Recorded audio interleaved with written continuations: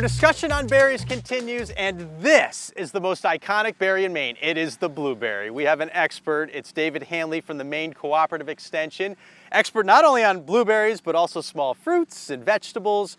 It's been challenging for blueberries the last 6 months weather-wise. Rain, a ton of it the last month or two. And we had some cold temperatures too earlier in the season. Yeah, it has been a challenge. We had very cold temperatures in February, but fortunately at that point, the blueberries were as dormant as they could be. Okay. So for the most part, we've seen a little bit of winter injury on the more tender varieties, but overall not too bad.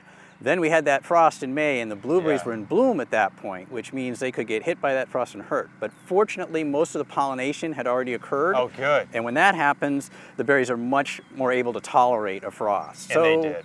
It looks as though the crop is pretty good, but we do need some sunshine to get some sugars into this fruit and sweeten up the berries. Yeah, there's a couple of types of blueberries in Maine, low bush, high bush. Discuss that a little bit. Well, the low bush blueberry is what we consider the wild blueberry of Maine. So when we're talking about those classic cans of Maine wild blueberries for your pies, or nowadays the frozen berries, sure, those are coming from the low bush, which is a different species, mostly grown in the down east area, harvested mechanically or with rakes. Okay. The high bush blueberry is a different species, although it is also native to Maine. This one is largely used for pick your own farms or for retail stands. Let's talk about caring for berries. Like say you go to your garden center and you want to start doing some blueberries. What should you be looking for? How hard is it to grow them? They're not too difficult to grow, but you do need to know what you're doing. So okay, take some time, do your homework.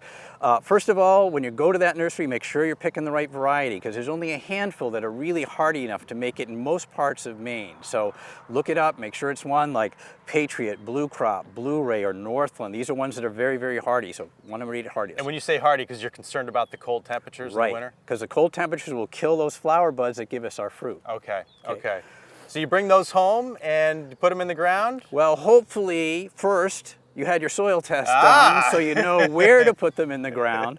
Blueberries are in the same family as rhododendrons, azaleas, mountain laurel, so if you've got a place in your yard where those are happy, chances are your blueberries are going to be happy there too. Okay, so get your soil tested. That's really important. Right, because these want an acid soil. They want a pH of about 4.8 to 5.2, whereas your vegetable garden wants a much higher pH. They want a pH of about 6.8 to 7. So if your pH is off, how can you rectify that? If it's too high, which is what's typical, we add sulfur to the soil and work it in. Okay. This takes time, so usually you need to do this the fall before you plant, and that's why I said you have to think ahead. When you say, I want to grow blueberries, you need to have that soil test done and give yourself time to correct any problems. Speaking of time and patience, once you have this plant in the ground, you want to be patient before you actually pick fruit, right? That's correct. And a lot of people will buy a plant that's in a pot about that big, and it's usually 1 or 2 years old, and they're very happily watching it fruit and flower. And what that does is slows the growth of that plant down. So what I usually recommend is that be patient, and for the first 3 years,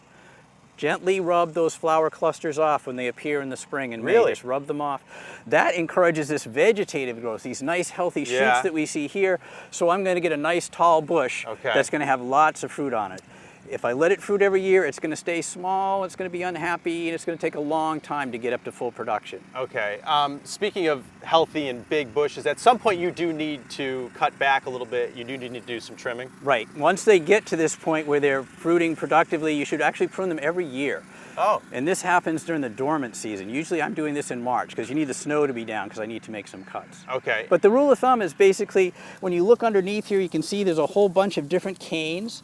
And each bush should consist of about 10 to 15 canes. And it's going to want to do more than that. And if you let it do more than that, the bush gets too big and it starts to shade itself out. So every year we cut out some of the oldest growth in favor of some new growth. Okay. So in actuality, these canes should range in age from 1 to 6 years old. If a cane's older than 6, it's getting tall, it's getting leggy, it's not productive. Okay. All right. I mean, these are obviously ripe and ready to pick, right? Well, if you want to make sure your blueberry is going to taste good when you pick it, you want to make sure it's blue all the way around that stem mark. If it's still white, if it's still red, it's going to be tart. That's definitely sweeter. There you go. Yeah. David, this is awesome. Great. Thank you so much for all this expert knowledge on blueberries. Now you know, and you also know that they're in season and you can go to your local U-Pick farm. All right, so that's the latest Gardening with Gutner. If you want more on blueberries, go to our website, newscentermaine.com. Also go to our Instagram page, Gardening with Gutner. Take care, we'll see you next time.